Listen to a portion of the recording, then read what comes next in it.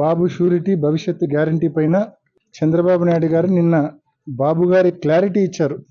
ఏమాత్రం అంటే ఎన్నికల ముందు నేను చెప్పిన ఏ హామీలు కూడా అమలు చేయలేను అని చెప్పి చంద్రబాబు నాయుడు గారు ఈరోజు మరి కొత్త కొత్త కారణాలు ఎత్తుకుతా ఉన్నారు.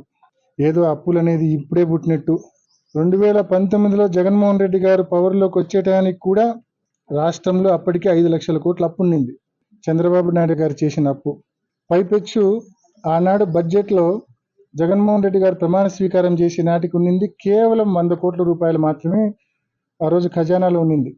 మరి ఆ పరిస్థితుల్లో పవర్లోకి వచ్చిన జగన్మోహన్ రెడ్డి గారు 5 సంవత్సరాల్లో మధ్యలో 2 సంవత్సరాలు కోవిడ్తో రాష్ట్ర ప్రభుత్వానికి రాబడి రాకపోయినా ఎన్ని ఇబ్బందులున్నా ఇచ్చిన ప్రతి వాగ్దానాన్ని అమలు చేసినారు. నాటకాలు ఆడుతున్నాడు చంద్రబాబు నాయుడు గారు. ఇది ఇంతకంటే ఘోరం మరొకటి లేదు. ప్రజలకు చేసినటువంటి మోసం అంతా ఇంత కాదు.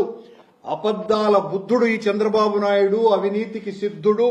కోట్ల ప్రజల కళ్ళు మూసి గద్దెనెక్కినటువంటి ఈ చంద్రన్న లాక్కోవటం తప్ప తెలియనివాడు.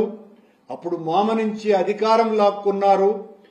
ఇప్పుడు జనాన్ని మోసం చేసి 8 నెలల క్రితం ఓట్లు లాక్కున్నాడు. ఏరు దాటే ముందు ఓడమల్లయ్య, దాటేశాక బోడి మల్లయ్య. ఇది మన చంద్రయ్య. మరి ఇవాళ చంద్రబాబు నాయుడు గారి పరిస్థితి ఏ విధంగా ఉందంటే, ఏదైతే ఏరు దాటేటప్పుడు ఏటి మల్లన్న, ఏటి దాటిన తర్వాత బోడి మల్లన్న అన్నట్టుగా, అదే ఎన్నికల ముందు ఇదే చంద్రబాబు నాయుడు గారు మరి కూటమిలో ఉన్న నాయకులు పవన్ కళ్యాణ్ గారు అందరూ కూడా మీకు అందరికి కూడా మాటిస్తున్నాము, ఖచ్చితంగా సూపర్ 6 హామీలు నెరవేరుస్తాము అని చెప్పి మరి ఆ రోజు ప్రజలకు మాట ఇవ్వడం జరిగింది. మీరిచ్చిన హామీలు ఎంతవరకు నెరవేర్చారో ఈ రాష్ట్ర ప్రజలకు సమాధానం చెప్పాల్సిన అవసరం ఉంది. ఇప్పుడు సంవత్సరం 8 నెలలు పూర్తయిపోతూ ఉంది. ఆ ఎన్నికల హామీల గురించి అడిగితేనేమో ఆర్థిక పరిస్థితి గురించి చెప్తా ఉన్నాం. మరి 45 సంవత్సరాల రాజకీయ అనుభవం ఉందని చెప్పుకునేటువంటి వ్యక్తి, ఆర్థిక మేధావిని అని చెప్పుకునేటువంటి వ్యక్తి, లేకపోతే టెక్నాలజీని నేనే ప్రపంచానికి పరిచయం చేశానని చెప్పుకున్నటువంటి వ్యక్తి, ఇదే జగన్మోహన్ రెడ్డి గారిని పడుకున్న ముసలిది కూడా బట్టను నొక్కేస్తుంది, నువ్వు నొక్కడం ఏంటి, పెద్ద వింత ఏంటి అన్నటువంటి మాటలు, చులకనగా మాట్లాడినటువంటి మాటలు. కానీ మరి అదే బటన్ మీరు కూడా నొక్కొచ్చు కదా.